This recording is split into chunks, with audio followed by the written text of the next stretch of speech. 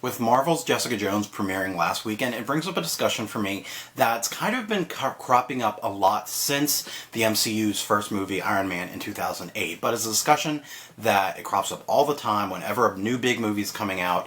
Specifically, it was a big discussion around the time of Age of Ultron when that came out. And this particular discussion is in reference to Marvel's diversity in their leading characters, specifically about Black Widow. A lot of people feel that Black Widow has become such a strong character that she deserves her own movie, and that they were very disappointed in the way that her character was portrayed in Age of Ultron and throughout the rest of the MCU. I don't think she should get her own movie. Not because I dislike the character of Black Widow, but because I don't think that a Black Widow movie would necessarily serve the greater story of the MCU. If they did a Black Widow movie, I fear that it would be your basic spy movie. It would be about her assassinating and fighting Hydra, taking out different Hydra agents all over the world. It'd be a cool movie to watch. I'm not saying it wouldn't be. It'd probably be an awesome movie. But ultimately, would a movie like that serve the greater story of the MCU? Maybe. I don't know. I don't know where exactly Kevin Feige and Marvel Studios want to go with the greater story of the MCU, but everything they've done has been to serve a purpose. Everything has been planned out more or less to a skeleton that they built and are still building on. So Black Widow movie could, I just don't think it would. And I think it really would just be your basic spy movie. A lot of people were also upset with the way she was portrayed in Age of Ultron. They felt that she was... all she did in Age of Ultron was get kidnapped and talk about baby stuff. If that's all you got from her character in Age of Ultron, I kind of feel bad for you because you're looking at that character with such a limited scope. The scene they're particularly talking about is the one between her and Bruce Banner when they're at Hawkeye's house, little ranch home on the prairie. She and Bruce Banner have been flirting throughout the entire movie, and finally they're kind of discussing where they stand in their relationship, is there a relationship, and they talk about the aspect of having babies. Well, of course they're talking about babies and having a normal family because they're literally in the home of one of their fellow superheroes, Hawkeye, who has somehow found a way to be a superhero, be an Avenger, and still have the normal life, have the wife, have the kids, have the house with a literal white picket fence.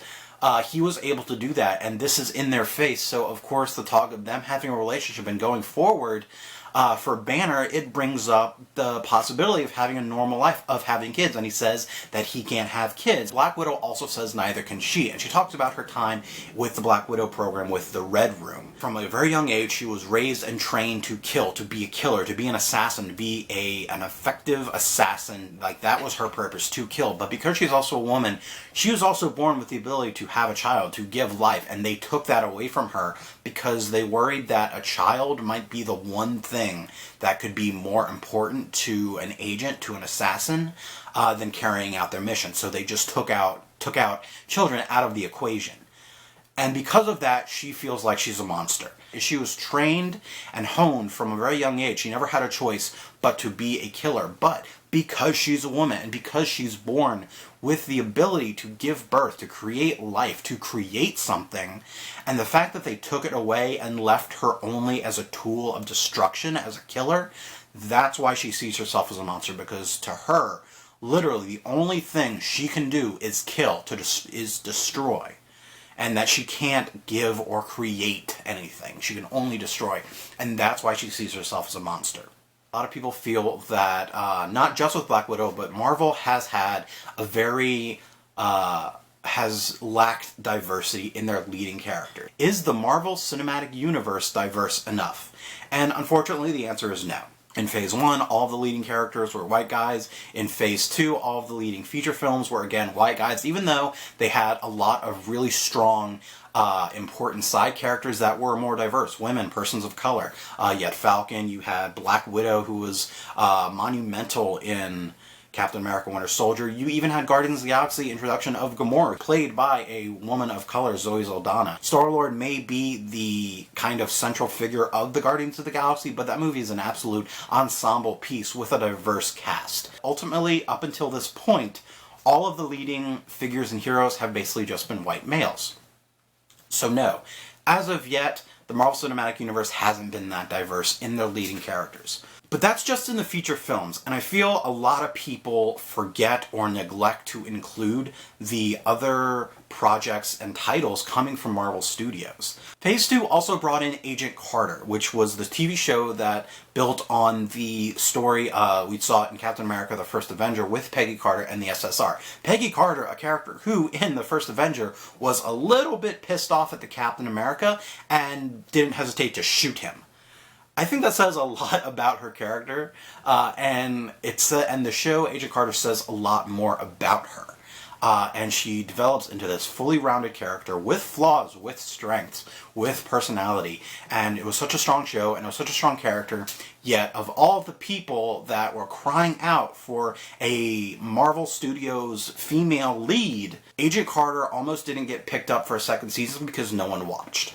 Unfortunately, the same thing almost happened with Jessica Jones. My last video was about how I noticed no one really noticed Jessica Jones was coming out on Netflix. Luckily, over the week, as people have spread word of mouth about how good Jessica Jones is, people have watched, and it's picking up a lot more than it did when it was first coming out. But when it started, I felt like hardly anyone actually knew it was a show. Now people have paid attention, but why was no one paying attention then?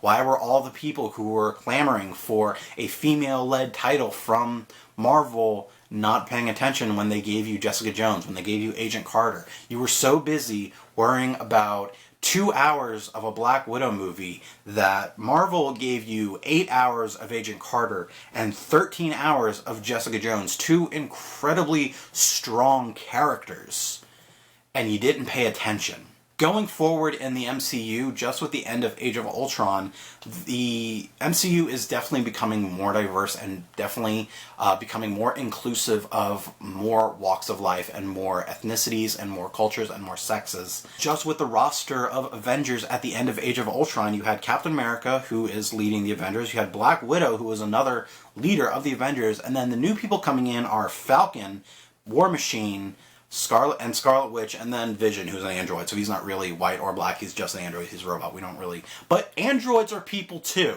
As the Avengers stands now, it's a very diverse and very well-rounded out cast of characters in the Avengers at this point, and it's only going to go more from there. In Civil War, they're introducing Black Panther. They're also introducing Captain Marvel, which will be joining in a few years. Black Panther is also getting his own movie coming up in the pipeline, along with Captain Marvel, the first female superhero movie that is coming out from Marvel Studios. And then you're also getting another show from Netflix about Luke Cage. Is the Marvel Cinematic Universe diverse enough? Not yet. But considering where they started and where they are now and where they're going, where we see them going, they're taking huge strides to reach that diversity and become a more well-rounded universe. Now, it does suck that the answer to this question is not yet. I'm basically telling you, be patient, and you'll have that diversity. You'll have those diverse characters and that diverse casting in the Marvel Cinematic Universe when it should have already been that way. It should have started that way. And unfortunately, it didn't. And there's no apologies for that. There's no excuses for that. It just didn't.